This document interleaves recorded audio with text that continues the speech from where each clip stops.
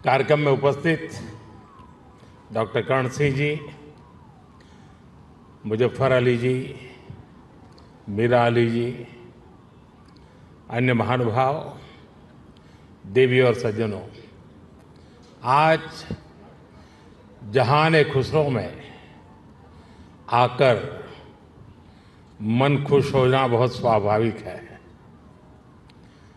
हजरत अमीर खुसरो जिस बसंत के दीवाने थे, वो बसंत आज यहाँ दिल्ली में मौसम है ही नहीं, बल्कि जहान खुसरो के इस आबो हवा में भी धुला हुआ है। हजरत खुसरो के शब्दों में कहें तो सकल बन फूल रही बरस सरसों, सकल बन फूल रही सरसों, अम्बवा फूटे टेसू फूटे, कोयल बोले डार डार। यहां माहौल वाकई कुछ ऐसा ही है। यहां महफिल में आने से पहले अभी मुझे तह बाजार घूमने का मौका मिला।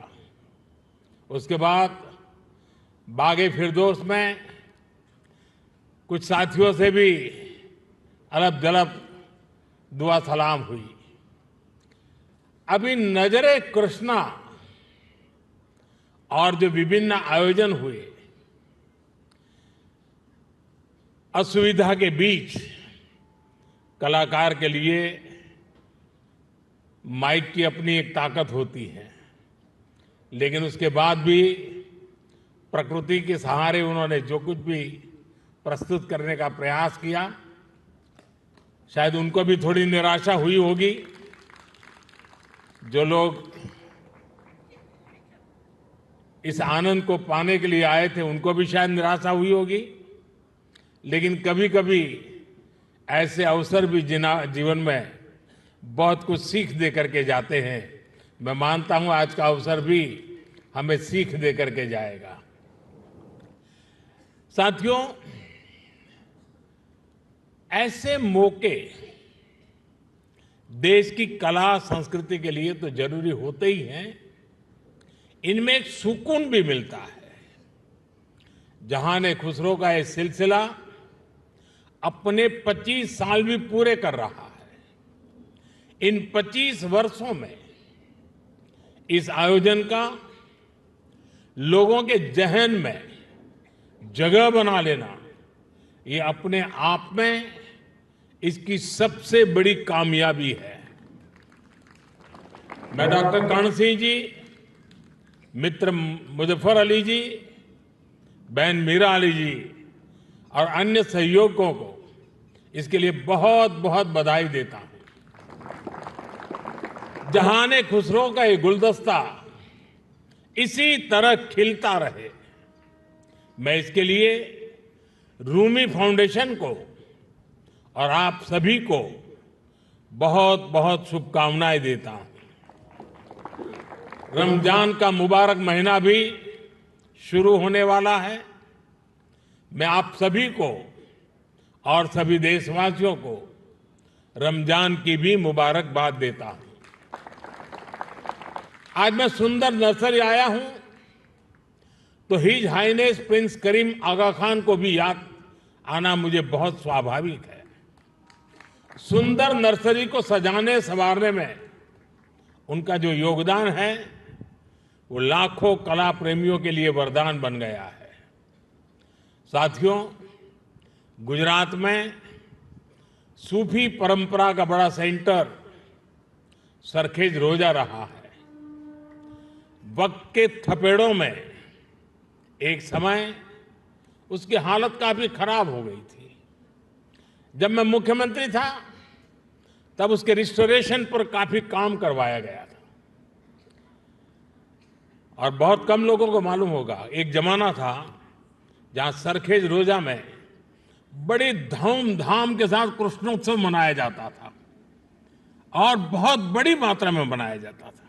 और आज भी यहां कृष्ण भक्ति के रंग में हम सब रंग गए थे। मैं सरखेज रोजा में होने वाले सालाना सूफी संगीत कार्यक्रम में शिरकत की अवसर किया करता था।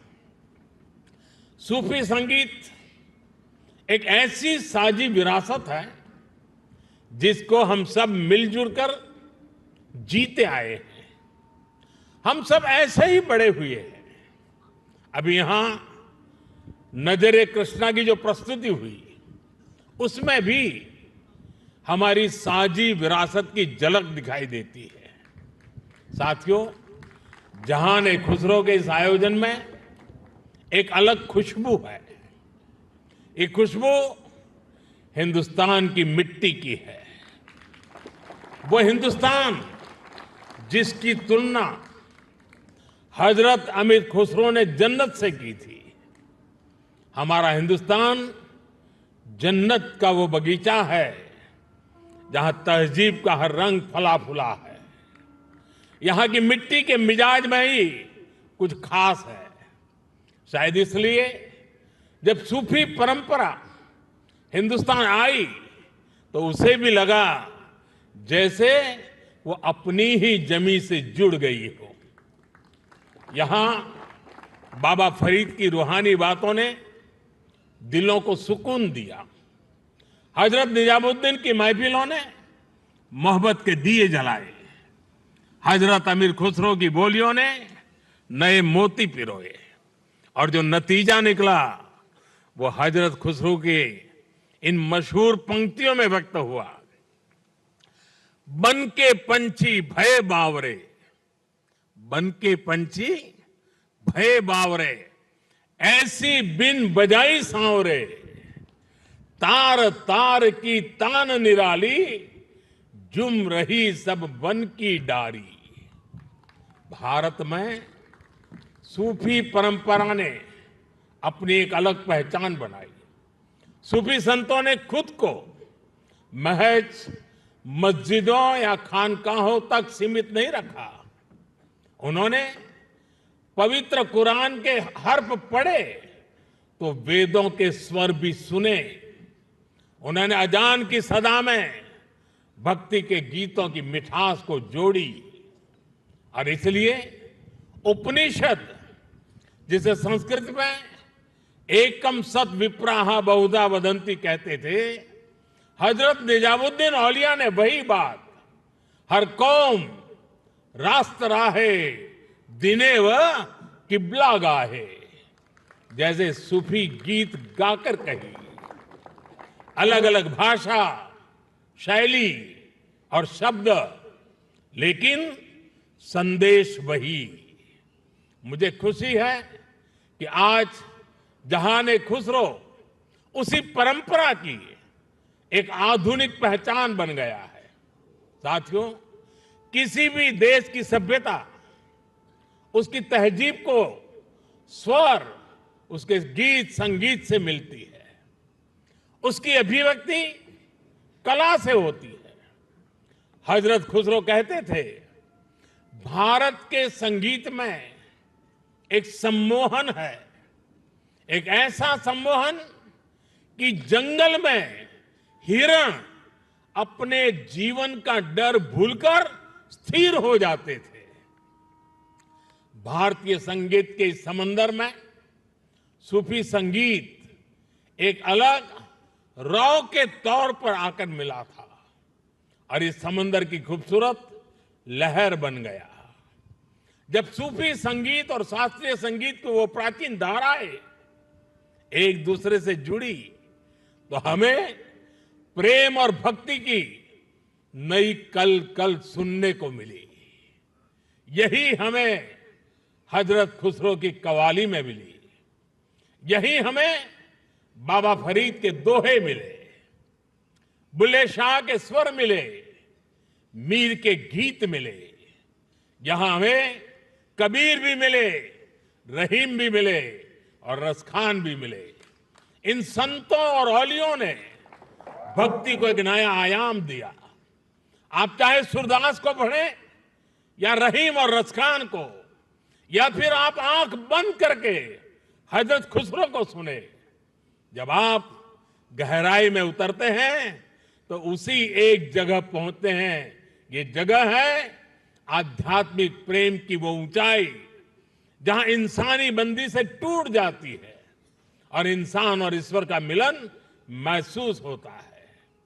आप देखिए, हमारे रसखान मुस्लिम थे, लेकिन वो हरिभक्त थे।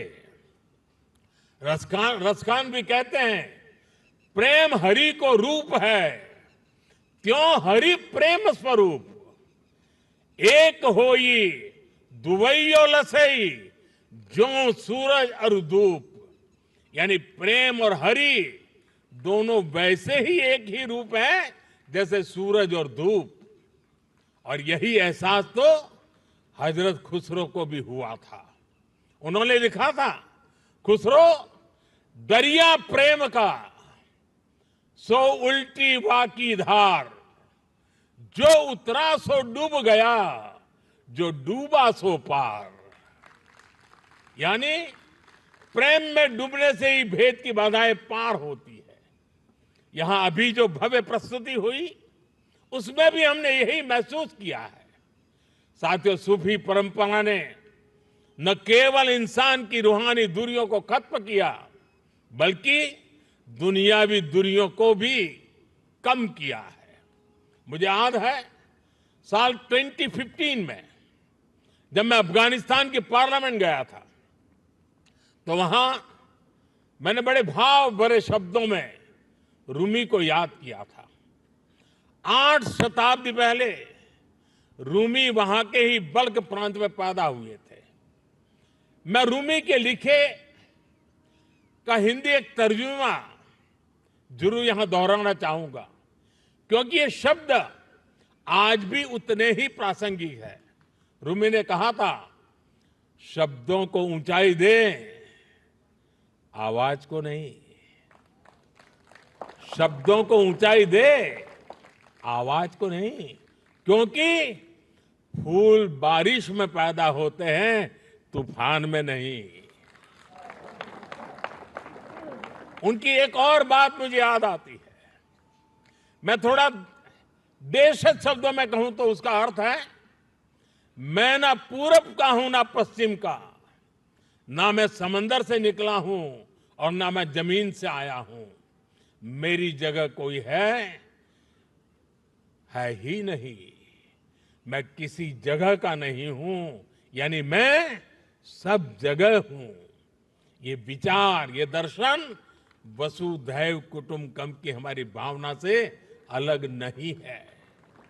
जब मैं दुनिया के विभिन्न देशों में भारत का प्रतिनिधित्व करता हूं, तो इन विचारों से मुझे ताकत मिलती है।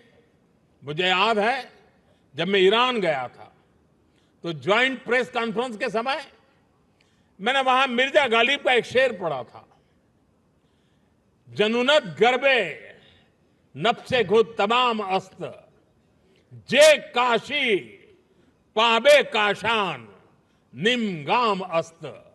यानी जब हम जागते हैं तो हमें काशी और काशान की दूरी केवल आधा कदम ही दिखती है। वाकई आज की दुनिया के लिए, जहां युद्ध मानवता का इतना बड़ा नुकसान कर रहा है, वहां ये संदेश कितने काम आ सकता है।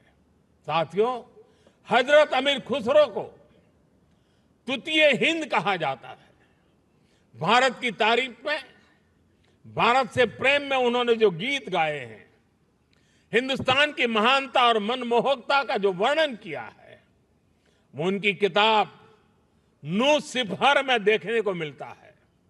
हजरत खुसरो ने भारत को उस दौर की दुनिया के तमाम बड़े देशों से महान बताया। उन्होंने संस्कृत को दुनिया की सबसे बेहतरीन भाषा बताया। वो भारत के मनीषियों को बड़े बड़े विद्वानों से भी बड़ा मानते हैं। भारत में शून्य का, गणित और विज्ञान और दर्शन का ये ज्ञान कैसे बाकी दुनिया तक पहुंचा, कैसे भारत का गणित अरब पहुंचकर वहां पर जाकर के हिंदसा के नाम से जाना गया। हजरत खुसरो न केवल अपनी किताबों में इसका जिक्र करते हैं, बल्कि उस पर गर्व भी करते हैं। गुलामी के लंबे कालखंड में जब इतना कुछ तबाह किया गया, अगर आज हम अपने अतीत से परिचित हैं तो इसमें हजरत खुसरो की रचनाओं की बड़ी भूमिका है। साथियों, इस विरासत को हमें निरंतर समृद्ध करते रहना है। मुझे संतोष है जहां खुसरो जैसे प्रयास इस दायित्व को बखूबी निभा रहे हैं और अखंड रूप से 25 साल तक ये काम करना ये छोटी बात नहीं है। मैं मेरे मित्र को बहुत बहुत बधाई देता हूं। मैं एक बार फिर आप सभी को इस आयोजन के लिए बधाई देता हूं। कुछ कठिनाइयों के बीच भी इस समारोह का मजा लेने का कुछ अवसर भी मिल गया। मैं इसके लिए मेरे मित्र का हृदय से आभार व्यक्त करता हूं। बहुत बहुत धन्यवाद, बहुत बहुत शुक्रिया। वीके न्यूज, राष्ट्र के नाम।